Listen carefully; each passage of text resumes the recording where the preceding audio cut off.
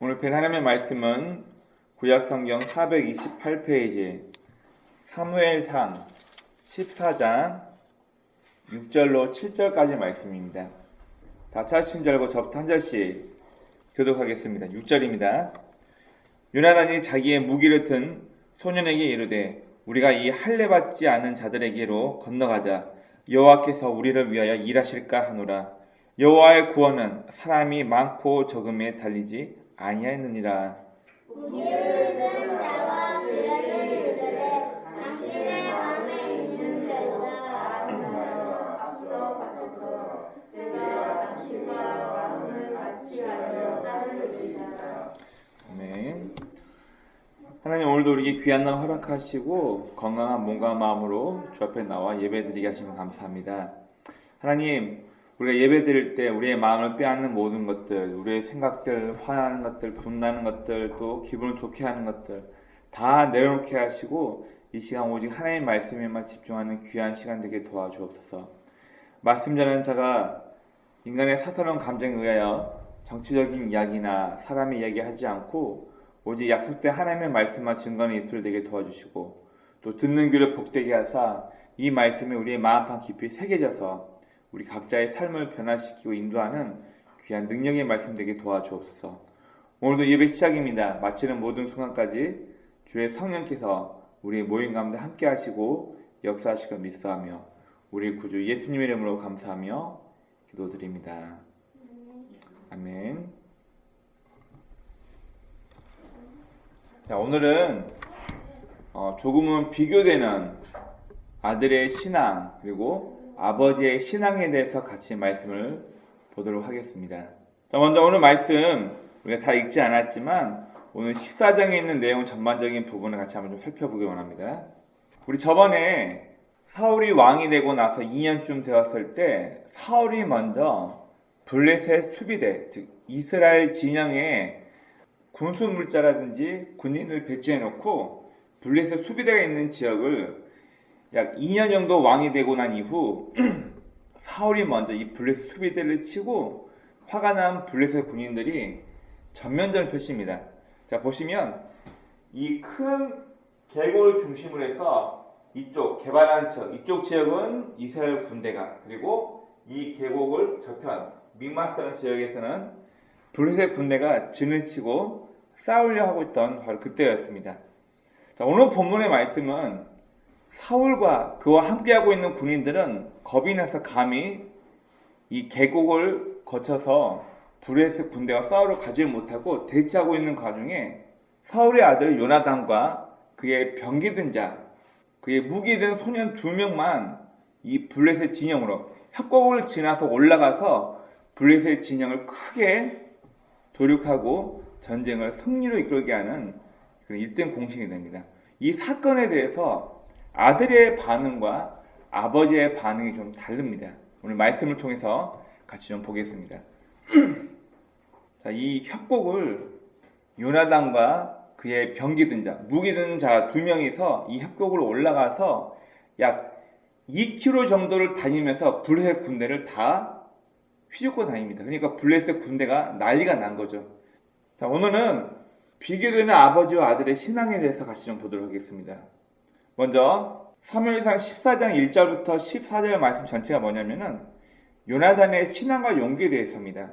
오늘 함께 보는 본문 말씀 6절과 7절 말씀에 보면 요나단이 그의 아버지 사울에게 말하지 않고 홀로 전쟁에 들어갑니다. 군인이 많고 적거에 있지 않고 전쟁은 여호와 하나님께로 말미암은 것이다, 이 얘기를 하면서 자기와 무기 든 소년 2명이서 올라갑니다. 여러분, 이 앞장을 보면은 사울이 실수한 게 있습니다. 뭘 하죠? 블레셋 군인이 많이 있고 자기네 군대는 기껏 해봐야 3,000명밖에 안 되니까 군인들이 눈으로 그 적군의 숫자를 보고 겁나가지고 다 도망가는 거예요. 600명 정도만 사울에게 붙어있고 나머지 군인들은 다 도망가니까 사울이 군인들의 사기를 올리기 위해서, 사무엘이 아직 없지 않았는데 하나님이 신탁이 있는 것처럼 가짜로 종교행사를 해서 군인들의 사기를 올리기 위해서 해서는 안 될 제사를 자기가 드리고 하나님이 신탁이 있었던 것처럼 꾸밉니다. 자, 이 사건 때문에 나중에 사무엘에게 크게 책망을 받고 하나님께서는 당신의 왕위가 길지 않을 것이고 당신 말고 마음에 드는 한 사람을 선택하여서 이스라엘 왕으로 세울 것입니다. 이 얘기가 나와요. 자, 그리고 난 이후에 바로 이 사건이 벌어집니다. 사울 왕과 그의 군대는 감히 블레셋 군대와 싸우러 가질 못하고 진영 이쪽 편에서 대치 중에 있는데 그의 아들 요나단과 단 2명만 블레셋 군대로 올라갑니다. 그러면서 오늘 본문 6절 말씀이 바로 그 내용입니다. 여호와께서 우리를 위하여 일하실까 하노라. 여호와의 구원은 사람이 많고 적음에 달리지 아니하였습니다. 자, 이 이야기를 또 누가 하시냐면 비슷한 이야기를 똑같이 다윗도 했고 사사기 말씀에 보면 하나님께서 기도인이 수많은 군대를 모았을 때 군대를 다 내보냅니다. 이 사람도 가라 그래라. 결혼해서 나 밭도 갈아야 되고 뭣도 할 일 많은 사람 다 보내라. 물가로 가서 물 먹는 자세를 보고 이 사람 다 보내라 해서 300명만 남겨놓고 전쟁합니다. 그러면 상식적으로 군인이 전쟁에 임하면은 숫자가 많아야 유리하잖아요. 그런데 하나님께서는 일부러 불리하도록 숫자를 좁게 해서 300명만 남겨놓고 기도원의 나머지 용사들은 다 보냅니다. 그리고 나서 이유가 뭐냐면은 하나님께서 기도원에게 말씀하시기를 너희들 군인의 숫자가 많아가지고 전쟁에서 승리하면 와 우리가 이겼다. 하나님이 도움 없이 우리가 이겼다. 우리 군인이 숫자가 많아가지고 우리가 이겼으니까 우리가 싸움 잘했어. 하나님은 드러나지 않고 자기네들이 군인을 많이 모아서 전쟁에서 승리했으니까 라고 하나님은 업신여기고 자기들끼리만 자화자찬할 걸 아셨기 때문에 숫자를 다 잘라서 300명만 데리고 성경에 표현하기를 바닷가에 모래알갱이처럼 많은 군대와 싸워서 승리하게 만드십니다. 여러분 신약 성경에도 똑같은 이야기가 나옵니다. 여러분 사람이 착한 일을 많이 해가지고 구원을 따낸다면은 나중에 구원받고 난 이후에 사람들 얼마나 자랑할까요? 에베소 2장 8절 정확히 말하고 있습니다. 구원이라는 것은 행위에서 나지 않았다. 이는 사람의 행위로 내가 착한 일을 많이 했기 때문에 자 앞으로 구원받기 위해서는 1만 번 착한 행실을 해야지만 구원받습니다. 안 그러면 구원받지 못합니다.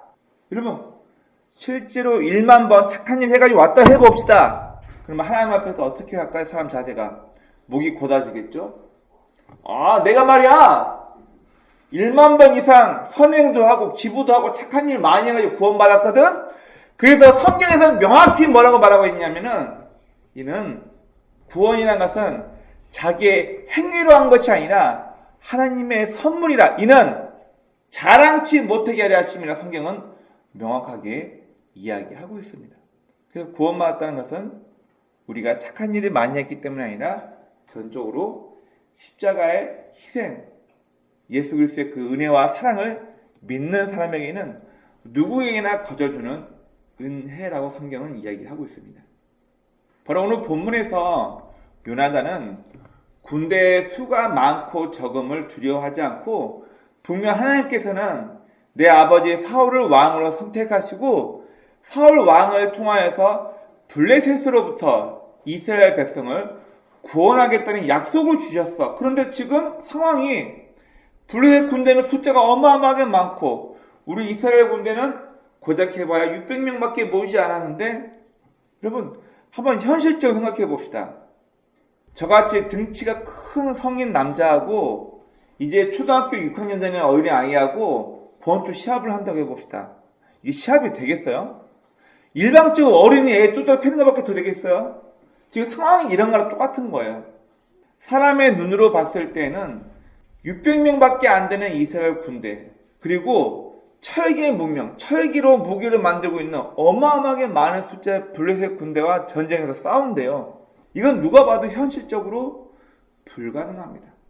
그런데 요나단은 하나님의 약속이 있었고 지금 이스라엘 군대는 600명밖에 모이지 않았고 전쟁에서 벌벌벌 떨면서 넘어올 생각도 하고 있지 않지만 요나단은 자기와 함께한 소년을 데리고 여호와의 구원은 사람이 많고 적음에 있지 않다는 것을 믿음으로 고백하고, 이 둘은 아까 봤던 그 협곡을 기어 올라가서 블레셋 군대를 다 헤집고 다니면서 약 2시간, 2km가 넘는 거리를 왔다 갔다 하면서 블레셋 진영의 군대를 다 헤집고 다니면서 그 군대가 쑥대밭이 됩니다.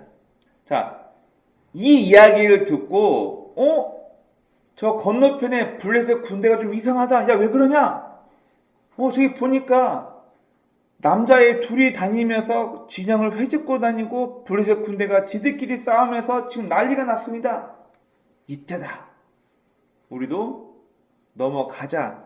사울이 비로소 자기 아들인지는 몰랐지만 블레셋 진영이 누군가에 의해서 엉망진창이 된 걸 보고 군대를 이끌고 그때 나서 블레셋 군대를 쫓기 시작합니다.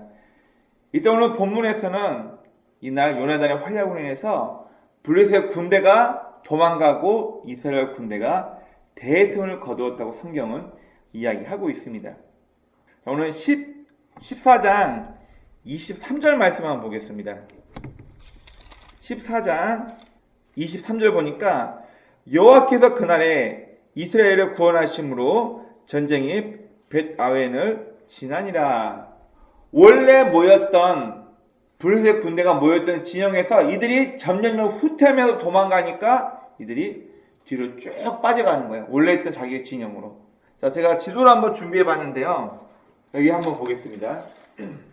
자, 이 지도는 이스라엘이 실제로 높낮이를 표현한 지도이고 큰 협곡, 그레이트밸리라고 합니다. 이 큰 협곡을 기준으로 해서 오늘 전쟁이 일어났던 곳이 바로 이 산지예요. 자, 그러면 블레셋 사람들은 이 5군데에 큰 도시를 세고 모여 있어서 산지로 바로 오지 않고 이 당시 해안 고속도로가 있었기 때문에 이들은 해안 고속도로를 타고 군대가 이렇게 와서 산 중턱으로 넘어와가지고 우리 아까 지도에서 봤던 그곳에 지금 진치고 있는 거예요. 근데 이스라엘 군대가 요나단의 활약으로 블레셋 치고 오니까 이들이 산 중턱으로 넘어가지고 다시 자기네 길로 도망가 버린 거예요. 어떻게 보면은 요나단의 행동은 참 무모해 보입니다.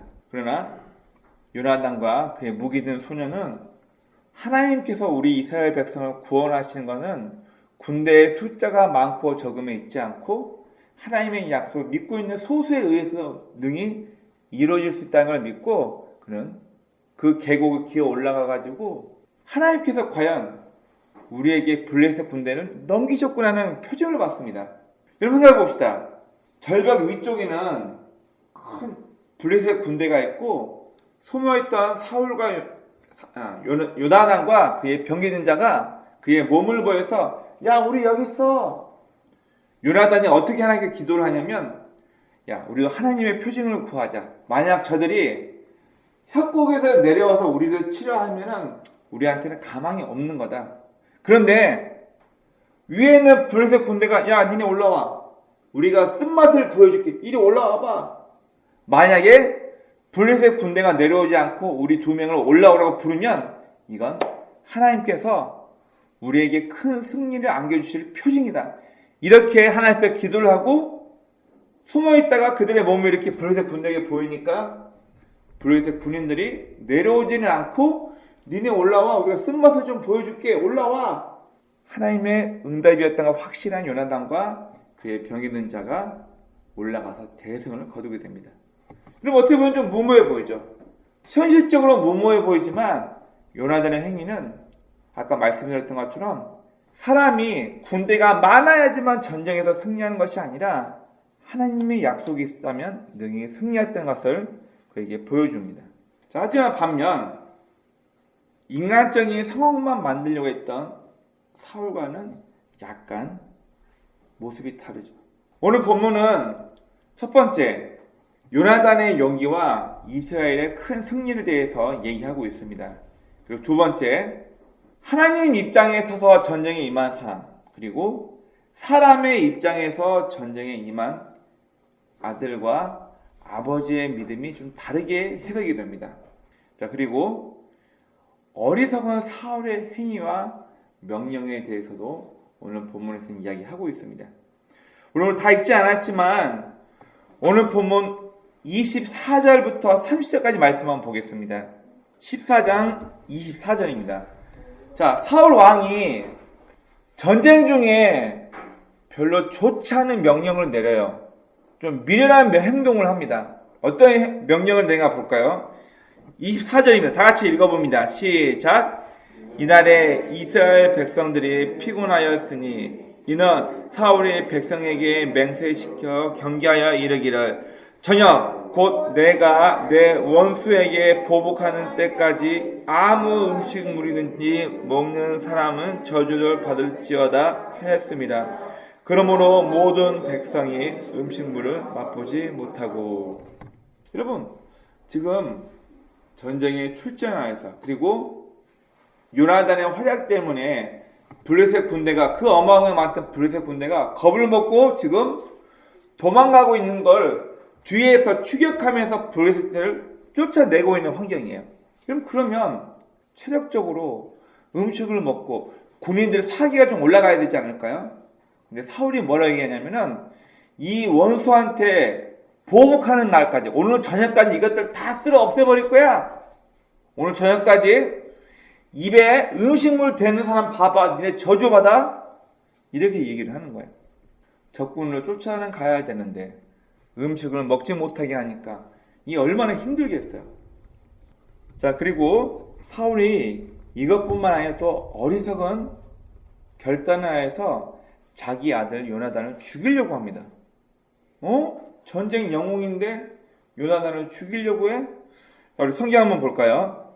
37절, 38절 말씀 한번 보겠습니다. 37절, 38절. 자, 제가 한번 읽어보겠습니다. 사울이 하나님께 묻자오되 내가 블레셋 사람들을 추격하리까? 주께서 그들을 이스라엘 손에 넘기시기나이까? 하되 그날에 대답하지 아니하시는지라. 사울이 이르되 너의 군대 지휘관들아 다 이리로 오라. 오늘 이 죄가 누구에게 있나 알아보자. 여기 무슨 내용이냐면은 사울이 지금 전쟁에 나올 때 하나님의 제사장과 언약궤를 데리고 왔어요. 그리고 지금 사울은 언약궤하고 제사장 옆에 두고 내가 지금 저 군대를 치러 갈까 말까 고민하고 있으면서 가지 못하고 있을 때 블레셋 진영에서 큰 문제가 일어나고 막 저들이 쑥대밭이 되고 엉망이 되는 걸 보고 야 지금이야 빨리 가자. 군대를 이끌고 막 가는 거예요. 그러면서 블레셋 군대를 추격하고 있는 그때에 야 지금 우리가 하나님 한번 여쭤보자. 우리가 지금 블레셋 군대를 쫓아가면 대승을 거둘 건지 아니면 쫓아갈 건지 말 건지 하나님께 여쭤보자. 하나님으로부터 응답이 없어요. 응답이 없어요. 하나님으로부터. 읽지는 않았지만 18절 말씀을 같이 한번 볼게요. 오늘 본문 18절 말씀 한번 보세요. 14장 18절. 사울이 아히야 제사장입니다. 아히야에게 이르되 하나님의 궤를 이리로 가져오라 하니 그때 하나님의 궤가 이스라엘 자손과 함께 있음이니라. 자, 사울도 전쟁 가운데 하나님의 궤를 가지고 왔어요. 물어보려고. 근데 답이 없으니까 요나단에 의해서 이스라엘 군대가 사기가 올라가니까 적군이 요나단에 의해서 막 쑥대밭이 되니까 도망가는 걸 보고 추적하는 거예요. 근데 이 이후에 야 니네 먹지 마. 오늘 원수 갚을 때까지 블레셋 군대의 끝장을 볼 거니까 니네 아무것도 먹지 마 이래놓고 또 블레셋 군대를 추격하는 거예요. 어떻게 보면 사울 왕에게는 지금 명분이 필요했겠죠. 야 이거 하나님의 명령이니까 니네 피곤해도 무조건 추격해서 저것들을 끝장을 봐야 돼. 자기가 하는 명령이 있는데 음식물을 먹지 말라는 명령이 있는데 여러분 육체를 가진 인간이 먹지 않으면 피곤하죠. 어렵죠. 사기가 떨어지게 눈으로 보이겠죠. 지금 하나님 앞에 여쭤보지도 않고 막 추격하다가 멈춰놓고 갑자기 하나님께서 뭐라고 응답하시는지 알아봐야겠다. 야 제사장 하나님의 언약궤 가져와. 그래놓고 사울이 하는 행동이 37절입니다. 하나님 앞에 물어봅니다. 하나님 우리가 블레셋 군대를 쫓아갈까요 말까요?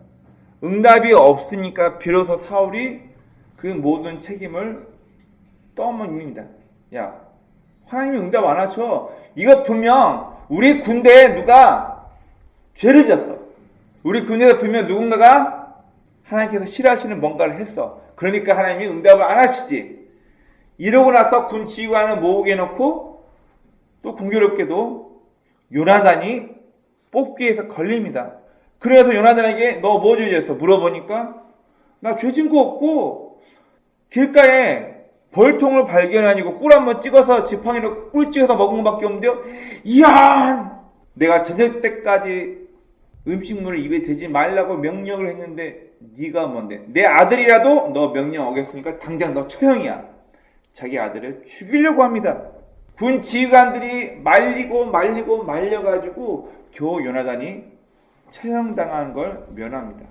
여러분, 사울의 명령 그리고 하나님의 음성이 없으니까 하나님의 응답이 없으니까 그 모든 책임을 군 지휘관들을 뽑아서 그 중에 뽑힌 요나단이 자기가 이스라엘 군대가 블레셋 군대를 완전히 쳐서 보복하는 날까지 저녁까지 음식을 먹지 말라는 명령을 어겼다는 이유로 모든 잘못을 하나님이 응답하지 않는 이유로 죄를 범한 내 아들 요나단이 있다 모든 죄를 거기다 뒤집어 씌우고 자기 아들을 죽이려고 합니다. 오늘 본문은 요나단의 말과 행동들 한번 보시고 그리고 그의 아버지였던 사울 왕의 말과 행동들 한번 비교해 보십시오. 대조가 되지 않습니까? 오늘 본문은 우리에게 몇 가지 고민거리를 남겨줍니다. 환경을 초월하는 믿음이 뭘까?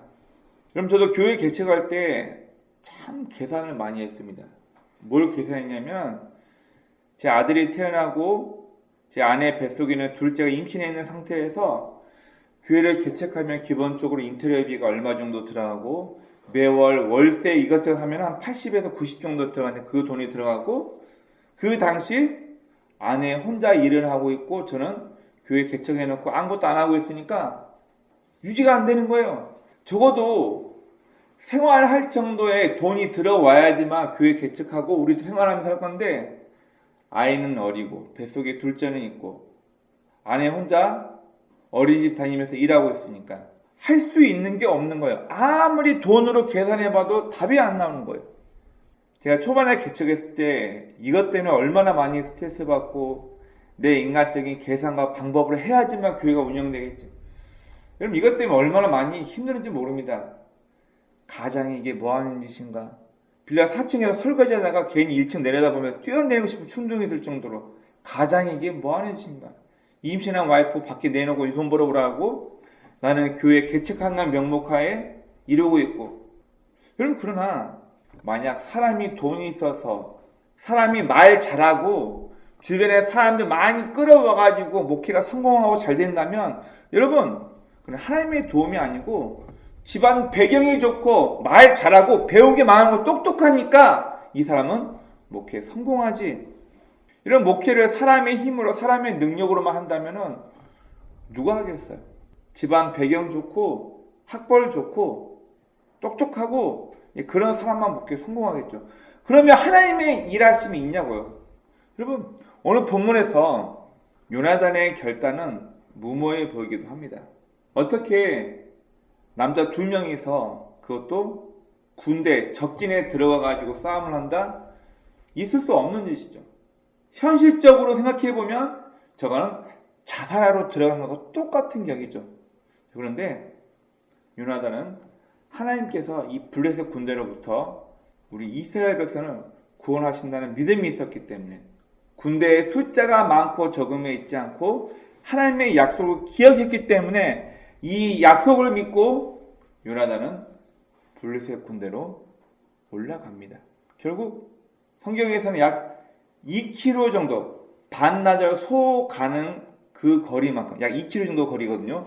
2km 정도 거리를 막 다니면서 블레셋 군대를 휘짓고 다니면서 결국 그 어마어마하게 많던 블레셋 군대가 철수하게 됩니다. 사람의 능력인가요? 하나님의 도우심인가요? 우리 신앙인은 이 고민을 해야 될 것 같아요. 환경을 생각해보고 내 인간적인 머리로 계산해보고 날 도와줄 사람이 있나 없나 이런 것들 다 머릿속으로 계산하고 움직인다면 우리는 하나님의 도우심을 결코 경험하지 못할 겁니다. 왜냐하면 일이 다 됐을 때 내가 사람을 잘 만나서 날 도와주는 사람이 있어서 그때 자금이 확보가 돼가지고 인간적으로 핑계댈 것이 너무나 많으니까 하나님의 일하심이, 하나님이 도와주셨다는 것이 전혀 드러나지 않잖아요. 그래서 우리는 가끔은 환경을 초월하는 믿음이 뭘까? 내가 믿습니다 하면 저절로 되는 게 아니라 믿음이라는 거는 내 삶의 목적과 목표를 확실히 알고 움직이는 것을 믿음이라고 얘기한댔죠. 피스티스. 믿음이 확고하니까 환경을 초월하게 된다는 거예요. 그리고 두 번째로 우리는 구색 맞추기 위해서 드리는 신앙에 대해서 한번 고민을 해봐야 됩니다. 오늘 사울은 백성들의 사기를 높이기 위해서 하나님께서 금하신 제사를 신탁이 있는 것처럼 거짓으로 속이고 사무엘이 늦으니까 자기가 제사를 드려서 하나님의 신탁이 있었던 것처럼 꾸밉니다. 요나단은 용기를 가지고 올라가지만 사울은 계속 아히야 제사장과 함께 하나님의 언약궤는 군 진중에 갖다 놓고 응답이 있을 때까지 기다립니다. 하나님, 제가 블레셋 군대를 쫓아갈까요? 추격할까요? 말까요? 응답이 없으니까, 야, 이거 분명 문제가 있어. 너네 군 지휘관 다 보여. 분명 죄가 있으니까 하나님이 응답 안 하시는 거예요. 종교적인 구색만 갖고 있지 그의 삶의 모습이나 태도에는 전혀 하나님을 의식하지 않고 사람의 눈만 의식하면서 명분만 있는 그런 모습을 우리는 볼 수 있습니다. 제가 존경하는 목사님께서 제가 교회에 막 개척을 했을 때 그런 이야기를 하시더라고요.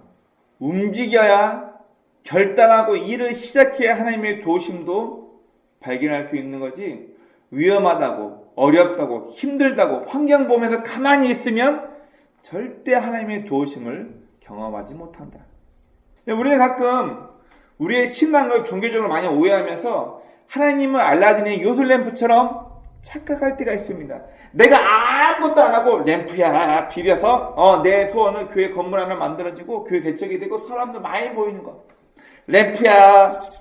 여러분, 우리의 신앙은, 우리가 믿고 섬기는 하나님은 알라딘의 요술 램프처럼 우리는 아무것도 하고 있지 않고 램프만 비비면 저절로 응답이 되는 그런 잘못된 신앙을 말하지 않습니다. 우리가 11월 달만 되면 항상 우리 한국에 특이한 문화가 있습니다. 엄마들은 안 나가던 새벽 예배를 나가면서, 또 불가 있는 분들은 108배, 새벽마다 밤마다 108배 절을 하면서 내 아들 꼭 시험 잘 봐서 좋은 대학에 합격하게 해주세요. 아들이 놀이를 끊고 공부에 집중해야 대학에 붙고 자기가 원하는 학과에 가는 건데, 아들이 공부한 양이나 아들이 어떤 태도로 공부에 임했는지와 상관없이 내가 정성을 보이면, 내가 부처님의 정성을 보여서 108배 예배를 하면 내 아들은 대학에 붙는데, 평상시 가지도 않던 새벽 예배 나가가지고 철야 금식 예배하면서 내가 내 정성을 보이면 하나님께서 내 아들을 좋은 대학에 합격시켜 주시겠지. 뭔가 좀 이상하지 않나요? 우리는 이것을 믿으며 얘기합니다. 내 정성이 신을 감동시키면 아무것도 하고 있지 않아도 그 일이 해결될 거라 믿는데요. 여러분, 우리의 신앙은 그걸 말하지 않습니다. 나에게 정말 믿음이 있다면, 내가 삶의 목적이 있고 어디에 충성하지 않다면, 나에게 진짜 피스티스, 나에게 진짜 믿음이 있다면, 여러분, 움직이고 결단하고 행동으로 옮겨야지만 하나님의 도우심을 경험할 수도 있고, 사람을 통해서, 환경을 통해서 내가 안 될 것 같은데 해보니까 하나님께서 도와주시네. 우리는 믿음으로 행동했을 때 비로소 하나님의 도우심과 일하심을 경험할 수 있습니다. 두려워서 내 머리로 계산해보니까 이건 절대 안 될 것 같으니까 처음부터 포기하고 하지 않는다. 여러분, 아무것도 일어나지 않습니다. 라디오 프로그램에서 한 학생이 저 연예인을 지망하고 이거 하고 싶습니다라고, 이게 우리가 잘 알고 있는 전현무 아나운서가 진행하던 그 라디오 프로그램에 어떤 학생이 글을 올렸어요. 그런데 전현무 아나운서가 일침을 가하더라고요. 연예계가 너무 힘들고 어려운데 사람의 집중과 이목을 끌 만한 재능과 끼가 없다면은 당장 포기해라. 네 인생만 비참해질 뿐이다. 어떻게 보면 현실적으로 너무 명확하게 정확한 얘기를 지적을 해준 거죠. 그런데 그 사연이 소개되고 난 이후에 어느 한 어머니로부터 편지가 왔습니다. 그 편지를 읽는데 어떤 내용이 있냐면, 가망이 없으면 노력도 할 수 없나요? 우리 아이들은 노력해보면서 자신의 한계를 부딪히게 되면 그때 비로소 자신의 길을 찾게 됩니다. 그러나 꿈을 갖고 노력하는 순간만큼 우리 아이들은 정말 행복할 겁니다. 노력하고 도전해보는 계기마저 어른들이 빼앗아 버린다면 우리 아이들은 태어난 대로 부모에게 물려받고 태어난 대로만 살 것이고, 자신의 환경과 사정을 극복하려는 노력 없이 살아간다면 인생이 얼마나 재미없겠습니까? 꿈꾸는 동안만큼은 행복하고 즐거울 겁니다. 이렇게 편지가 왔더라고요. 여러분 어떻게 생각하십니까? 물론 먼저 그 길을 가본 사람 입장에서 가능성이 있고 없고를 판단해주고 평가해주는 것 굉장히 고마운 일입니다. 여러분, 그러나 자신의 한계를 부딪히면서 노력을 통해서, 도전을 통해서 그 한계를 극복하고 뛰어넘는 사람들을 보면 결국 행동하고 움직였을 때 가능성을 보고 그 가능성 하나 때문에 성공한 케이스가 너무나 많습니다. 제가 제 직장에서 있었던 일 한번 소개하려고 합니다.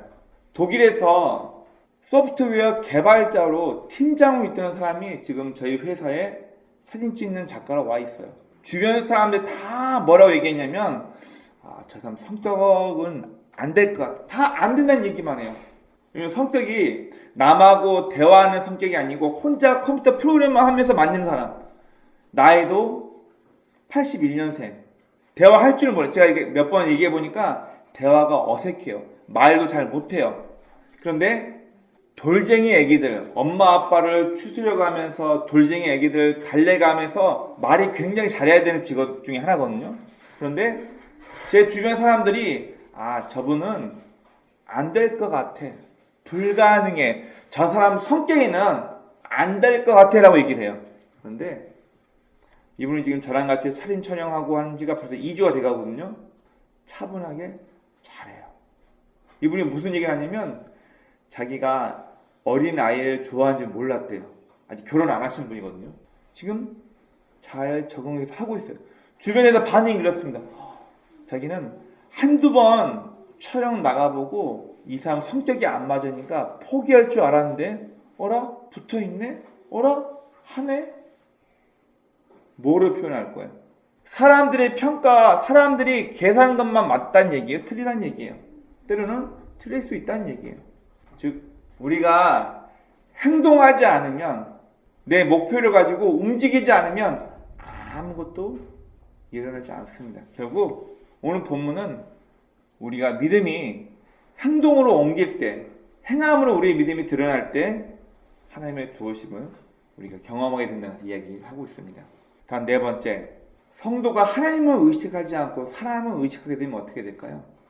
우리가 이 사무엘상 쭉 말씀을 보면 다윗이 왕으로 나오기 전까지 사울이 어떻게 몰락하는가에 대해서 성경은 명확하게 기록하고 있습니다. 하나님께서 사울을 선택하실 때에는 가장 하나님이 원하시는, 이스라엘을 블레셋으로부터 구원할 수 있는 하나님께서 가능성이 있어서 선택한 사람이 사울이었어요.